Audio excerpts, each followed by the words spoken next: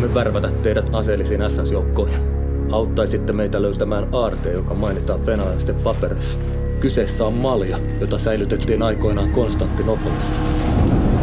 Tämä jos mikä on Jumalan kutsumus.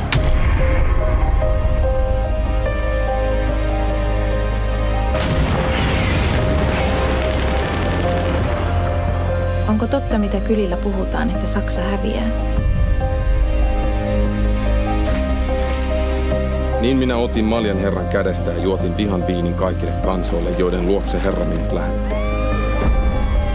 Lahtinen, tämä on sotaa.